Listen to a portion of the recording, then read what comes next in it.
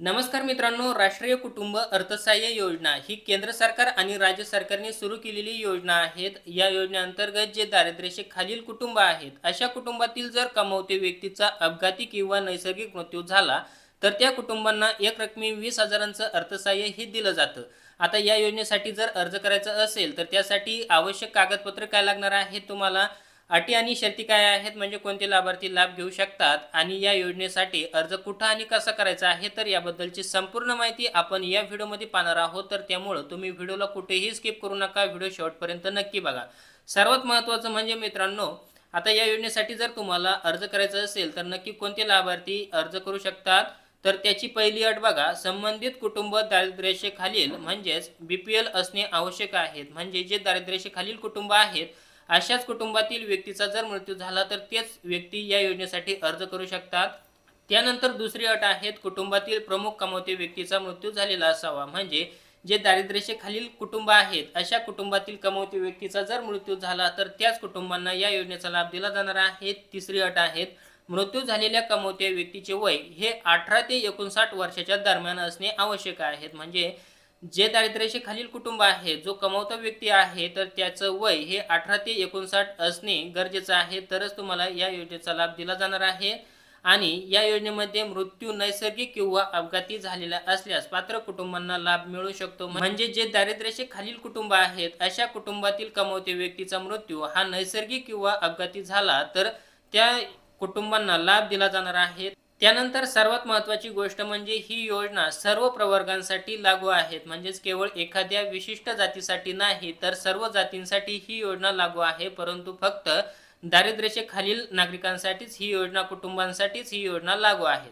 आता या योजनेअंतर्गत पात्र कुटुंबांना एक रकमी 20,000चं अर्थसहाय्य दिलं जातं. ही रक्कम दर महिन्याला मिळणारी पेन्शन नाही. म्हणजे पात्रता पूर्ण झाल्यानंतर एकदाच ही रक्कम 20,000ची अर्थसहाय्य म्हणून तुम्हाला दिली जाते. आता या योजनेसाठी जर तुम्हाला अर्ज करायचा असेल, तर त्यासाठी कागदपत्र कोणकोणती लागतात, तर बघा, सर्वात प्रथम तुम्हाला लागणार आहे, जो व्यक्ती कमवता आहे, जो कुटुंबातील कमवता व्यक्ती आहे, त्याचा मृत्यू झालेला आहे, तर त्या मृत व्यक्तीचा मृत्यूचा दाखला लागणार आहे. त्यानंतर मृत व्यक्तीचे आधार कार्ड किंवा तुम्ही ओळखपत्र काहीही देऊ शकता, आधार कार्ड नसलं तरी.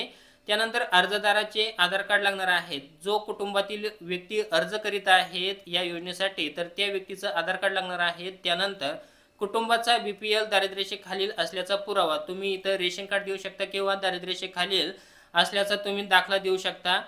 त्यानंतर बँक पासबुकची प्रत, जो अर्जदार आहे तर त्याच्या बँक पासबुकची प्रत लागणार आहे, झेरॉक्स लागणार आहे. त्यानंतर कुटुंबाचा रहिवासी दाखला, जो तुम्ही तलाठी कार्यालय किंवा तुमच्या ग्रामपंचायतमधून देखील घेऊ शकता. त्यानंतर कुटुंबातील कमावते व्यक्तीच्या मृत्यूशी संबंधित आवश्यक कागदपत्र, तुम्हाला जर काही कागदपत्र असतील तुमच्याकडं, तर तुम्ही ते देऊ शकता. तसेच स्थानिक कार्यालयांकडून आवश्यकतेनुसार इतर कागदपत्रांची मागणी केली जाऊ शकतात. त्यामुळे अर्ज करण्यापूर्वी आपल्या तलाठी कार्यालय किंवा तहसील कार्यालयात आवश्यक कागदपत्रांची यादी निश्चित करून घ्यावी. आता अर्ज कुठे करायचा, तर बघा, सर्वात महत्त्वाची गोष्ट म्हणजे तुम्हाला आता राष्ट्रीय कुटुंब अर्थसहाय्य योजनेसाठी अर्ज करायचा असेल, तर तुम्ही जिल्हाधिकारी कार्यालय किंवा तहसील कार्यालयातील संजय गांधी निराधार योजनेचे जे ऑफिस असतं, तर तिथं तुम्ही अर्ज करू शकता किंवा तलाठी कार्यालय येथे देखील तुम्ही संपर्क करू शकता. त्यानंतर अर्ज कसा करायचा, तर बघा, सर्वप्रथम आवश्यक कागदपत्रे घेऊन संबंधित तलाठी कार्यालय किंवा तहसील कार्यालयात जावे. तेथे राष्ट्रीय कुटुंब लाभ योजनेसाठी अर्जाची प्रक्रिया ही जाणून घ्यावी. अर्जामध्ये मृत व्यक्तीची माहिती, कुटुंबाची माहिती, अर्जदाराची माहिती आणि बँक खात्याची माहिती भरावी. त्यानंतर आवश्यक कागदपत्रे अर्जासोबत जोडून तो संबंधित कार्यालयात जमा करावा. अर्जाची पडताळणी झाल्यानंतर आणि पात्रता निश्चित झाल्यानंतर शासनाच्या नियमानुसार लाभाची रक्कम थेट तुमच्या खात्यामध्ये ही जमा करण्यात येईल. त्यानंतर सगळ्यात महत्त्वाची सूचना म्हणजे मित्रांनो, फक्त कुटुंबातील व्यक्तीचा मृत्यू झाला म्हणून प्रत्येक कुटुंबाला 20,000 मिळतीलच असे नाही.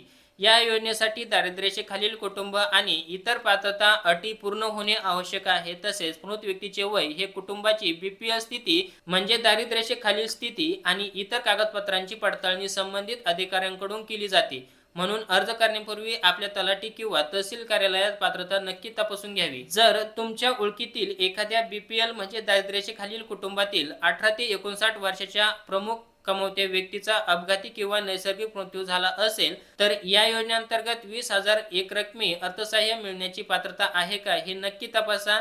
ही माहिती गरजू कुटुंबांपर्यंत पोहोचवणे खूप महत्त्वाचे आहे. म्हणून हा व्हिडिओ जास्तीत जास्त लोकांपर्यंत शेअर करा. व्हिडिओ आवडला असेल तर व्हिडिओला लाईक करा, चॅनलला सबस्क्राईब करा आणि अशा सरकारी योजना व शेतकरी उपयोगी माहिती मिळवण्यासाठी आपल्या चॅनल सोबत जोडून राहा. धन्यवाद.